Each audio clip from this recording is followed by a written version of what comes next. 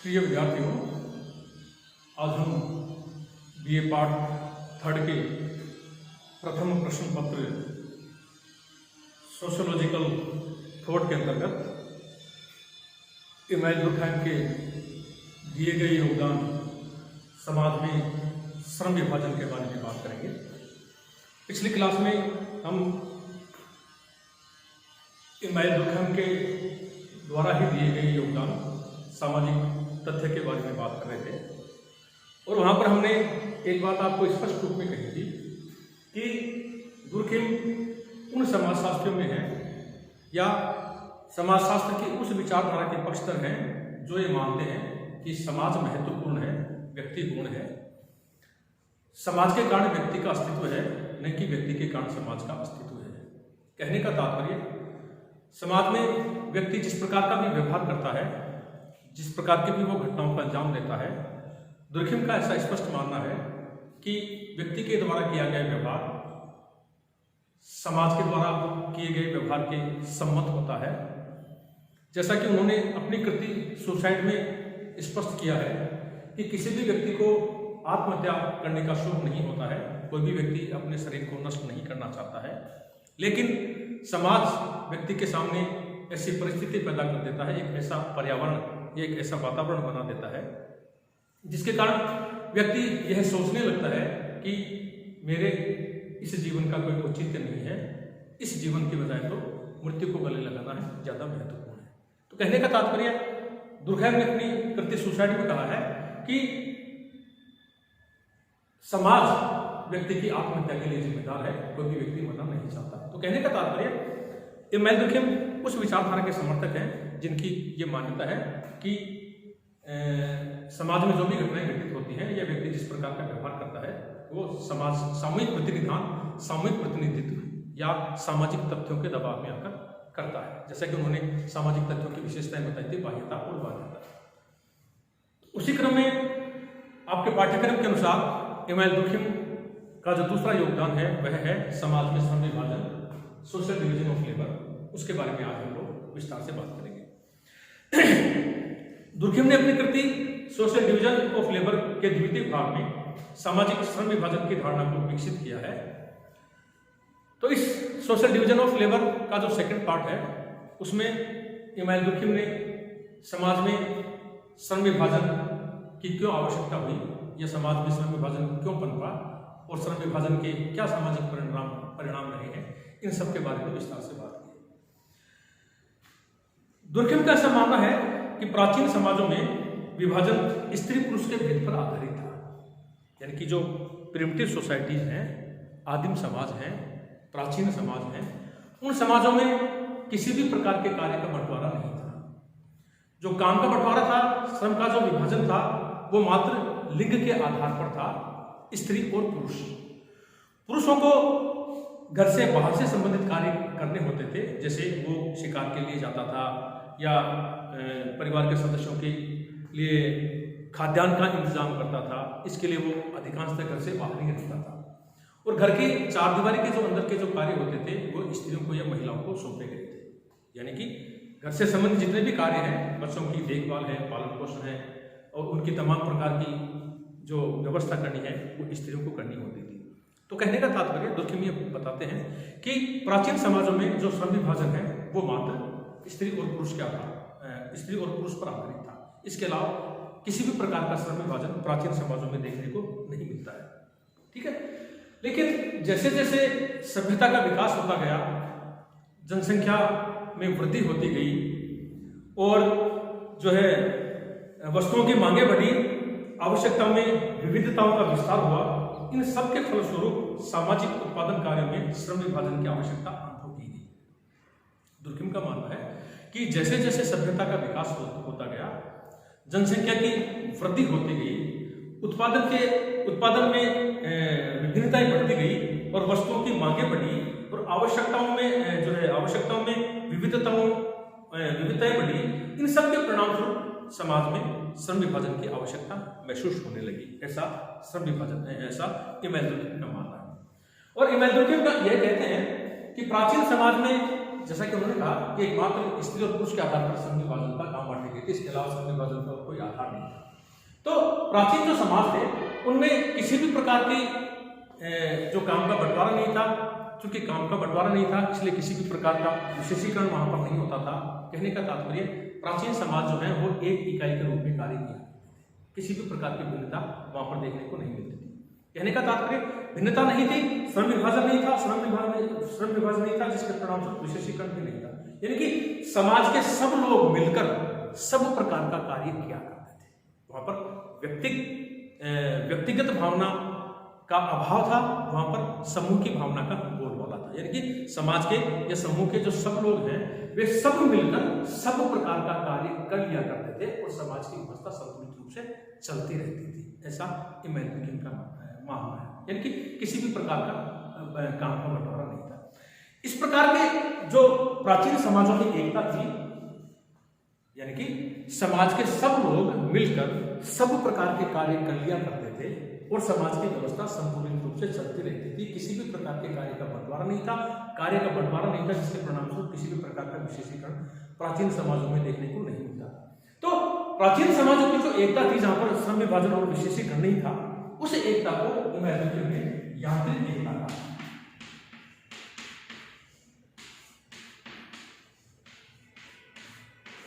प्राचीन समाजों में जब श्रम विभाजन नहीं था, विशेषीकरण नहीं था, सब लोग मिलकर सब प्रकार का कार्य कर लिया करते थे और समूह की भावना का बोलबाला था, व्यक्तिगत भावना का अभाव था।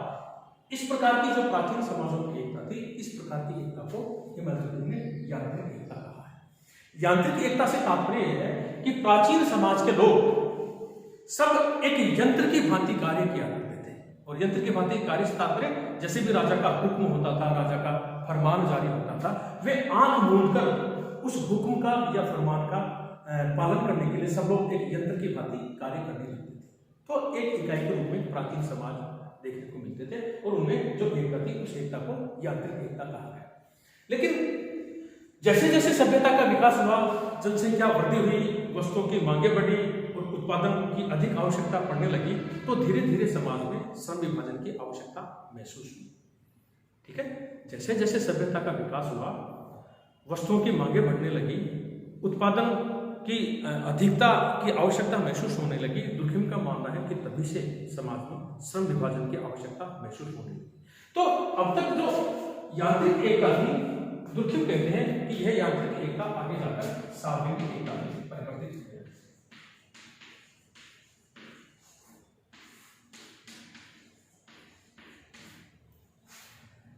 ठीक है, जैसे जैसे सभ्यता का विकास हुआ, वैसे वैसे आर्थिक जीवन के विभिन्न पहलू विकसित होते गए, वस्तुओं की मांगे बढ़ी और आवश्यकताओं में विविधताओं का विस्तार हुआ। इन सब के फलस्वरूप सामाजिक उत्पादन कार्य में श्रम विभाजन की आवश्यकता अनुभव की गई। इस श्रम विभाजन ने प्राचीन समाजों में पाई जाने वाली यांत्रिक एकता को स्वाभाविक एकता में बदल दिया। ठीक है, स्वाभाविक एकता उस अवस्था को कहते हैं, यानी कि अब तक तो जो एकता थी श्रम विभाजन से पूर्व, उस एकता को यांत्रिक एकता कहा। यांत्रिक एकता से तात्पर्य प्राचीन समाज के लोग राजा के हुक्म या राजा के फरमान की आज्ञा के पालन में आंख मूंदकर यंत्रवत कार्य करते थे, उस कार्य को अंजाम तक पहुंचाया करते थे। सब लोग मिलकर एक इकाई के रूप में कार्य करते थे। इस प्रकार की एकता को उन्होंने यांत्रिक एकता कहा। लेकिन जैसे जैसे सभ्यता का विकास हुआ, वस्तुओं की मांगे बढ़ने लगी, उत्पादन की अधिक आवश्यकता पड़ने लगी, दुर्खिम का कहना है कि श्रम विभाजन की आवश्यकता महसूस होने लगी। और अब तक जो एकता यांत्रिक एकता में थी, आगे जाकर वो स्वाभाविक एकता में रूपांतरित होने लगी। और स्वाभाविक एकता से तात्पर्य है जबकि समाज की स्वाभाविक एकता से तात्पर्य जब समाज की विभिन्न इकाइयों में कार्यों का विभाजन होते हुए भी वे एक दूसरे से संबद्ध नहीं होते और उनमें अंतर संबंधों से निर्भरता बनी रहती है। यानी कि अब तक जो यांत्रिक एकता थी वो अब श्रम विभाजन के परिणामस्वरूप स्वाभाविक एकता में परिवर्तित होने लगी। और स्वाभाविक एकता से तात्पर्य है कि समाज की जो अंग हैं वे अंग सब अपने अपने अलग अलग कार्य करने लगे।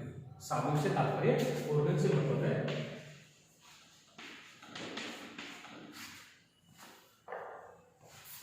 स्वाभाविक एकता से तात्पर्य सावयव से है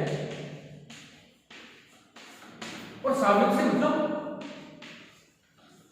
शरीर से, बॉडी से।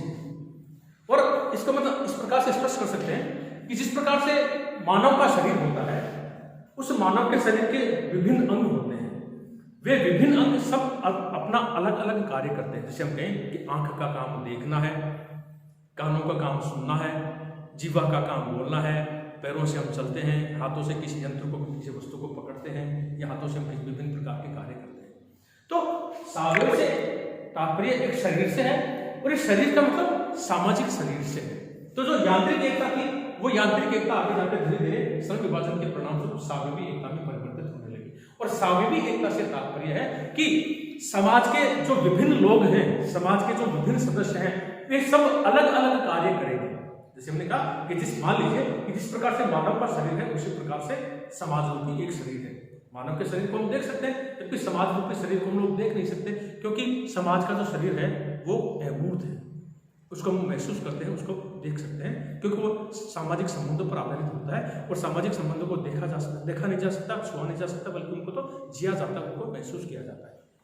तो यांत्रिक एकता जब सावयवी एकता में परिवर्तित हुई, तो दुर्खिम का ऐसा मानना है कि जो समाज के जो विभिन्न लोग थे, समाज के जो अनेक लोग थे, वे सब अलग अलग कार्यों को करने लगे। ठीक है, जैसे हमने कहा कि समाज शरीर के विभिन्न अंग अलग अलग कार्य करते हैं, ये समाज के विभिन्न अंग अलग अलग कार्य करते हैं, लेकिन इनका अस्तित्व तभी है जब ये शरीर के अंग होते हैं। शरीर से पृथक होकर इन शारीरिक अंगों का कोई अस्तित्व नहीं होता है, इनका अस्तित्व तभी है जब ये शरीर के अंग होते हैं। ये सब अंग अलग अलग कार्य करते हैं, लेकिन एक दूसरे से संबंधित रहते हुए और एक दूसरे को प्रभावित करते हुए कार्य करते हैं। इस प्रकार की एकता को सावयवी एकता कहता है। यही बात जो कि मानव शरीर की बात करते हैं, दुर्खिम का कहना है कि यही बात समाज पर लागू होती है। मान लीजिए कि समाज एक सावयव है, एक शरीर है, और उसके जो विभिन्न सदस्य हैं, उसके जो विभिन्न संस्थाएं हैं, वे सब अलग अलग कार्य करते हैं, अलग अलग कार्य करती हैं, लेकिन इसका मतलब ये नहीं है कि उसका समाज से कोई लेना देना नहीं। ये विभिन्न लोग या विभिन्न संस्थाएं, समाज के जो अलग अलग लोग हैं, वे सब अलग अलग प्रकार का कार्य करते हैं, और अलग अलग प्रकार का कार्य करते हुए भी एक दूसरे से अपने आप को संबंधित रहते हैं।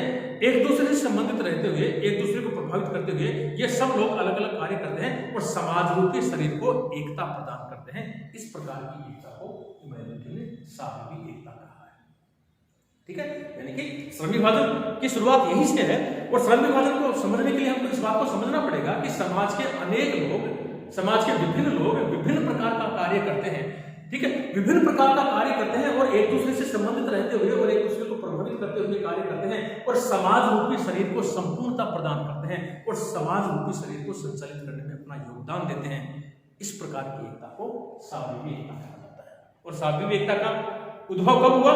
जब सभ्यता का विकास हुआ, वस्तुओं की मांगे बढ़ने लगी, उत्पादन की मांगे बढ़ने लगी, तो ऐसा एहसास किया जाने लगा कि अब काम का बंटवारा जरूरी है। दुर्खिम कहते हैं कि वहीं से श्रम विभाजन की उत्पत्ति होती है, जो कि यांत्रिक एकता सावयवी एकता में रूपांतरित हो जाती है। दुर्खिम का कहना है सावयवी एकता के बारे में कि सावयवी एकता उस अवस्था को कहते हैं जहां पर विभिन्न इकाइयों में कार्यों का विभाजन होते हुए भी वे एक दूसरे से स्वतंत्र नहीं होते, उनमें अंतर संबंध और निर्भरता बनी रहती है।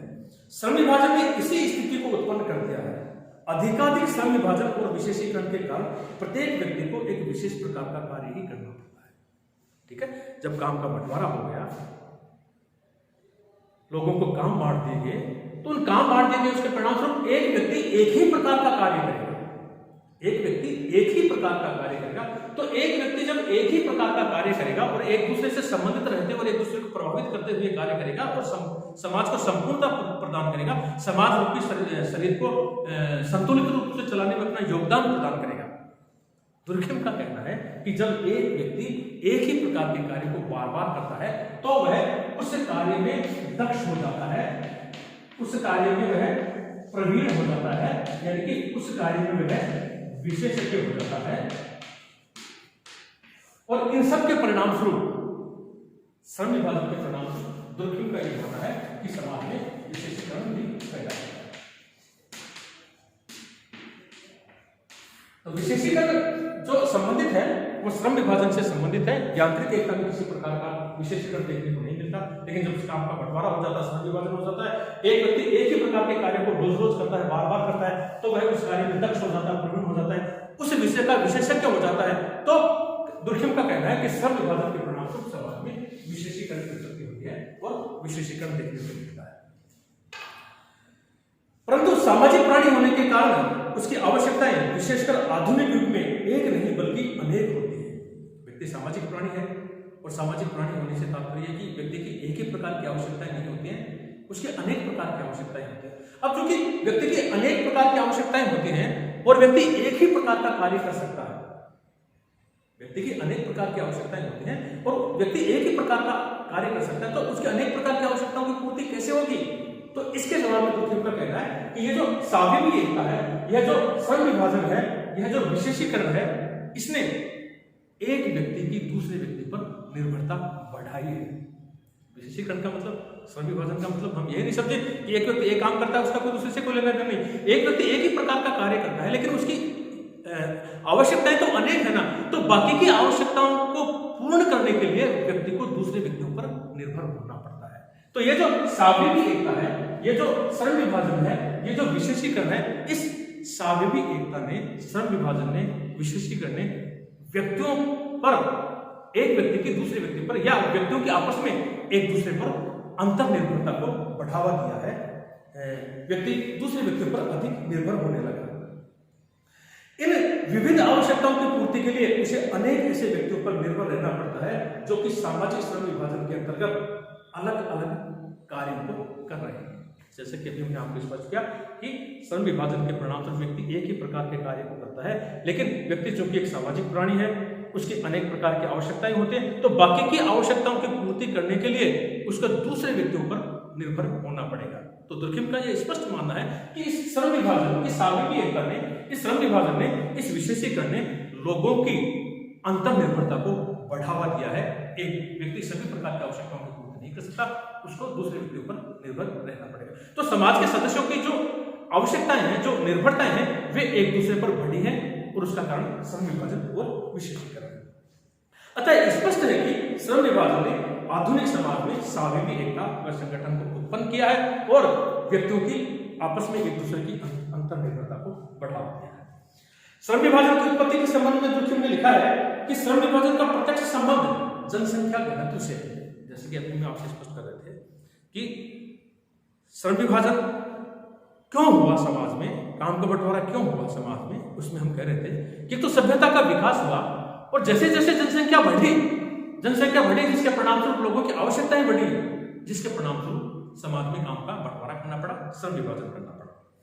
तो श्रम विभाजन का प्रत्यक्ष संबंध जनसंख्या घनत्व से है। प्राचीन समाज में जनसंख्या कम थी, इसलिए सामाजिक कार्य भी सीमित थे, अतः श्रम विभाजन की वहां पर किसी प्रकार की आवश्यकता अनुभव नहीं की गई। कम लोग थे तो आवश्यकताएं कम थी, तो सब मिलजुल कर अपनी आवश्यकताओं की पूर्ति कर लिया करते थे। लेकिन जनसंख्या वृद्धि बढ़ने के कारण लोगों की आवश्यकताएं बढ़ी, वस्तुओं की मांगे बढ़ी, जिसके कारण काम का बंटवारा हुआ और व्यक्ति एक ही प्रकार का काम करने लगा। बाकी की आवश्यकताओं की पूर्ति के लिए उसे दूसरे लोगों पर निर्भर रहना पड़ा, तो उसकी अंतर निर्भरता बढ़ी। तो जो सबसे महत्वपूर्ण कारण दुर्खिम मानते हैं श्रम विभाजन का, वे जनसंख्या बढ़ी और सभ्यता के विकास को मानते हैं। श्रम विभाजन के बढ़ने के साथ साथ जनसंख्या के बढ़ने के साथ साथ सामाजिक आवश्यकताएं बढ़ी और विभिन्न सामाजिक कार्य, विशेषकर आर्थिक उत्पादन कार्य बड़े पैमाने में होना जरूरी हो गया। अतः श्रम विभाजन की प्रणाली को भी लागू करना स्वभावतः ही अनिवार्य हो गया। इस प्रकार जनसंख्या का बढ़ना श्रम विभाजन के विकास का एक कारण बन गया।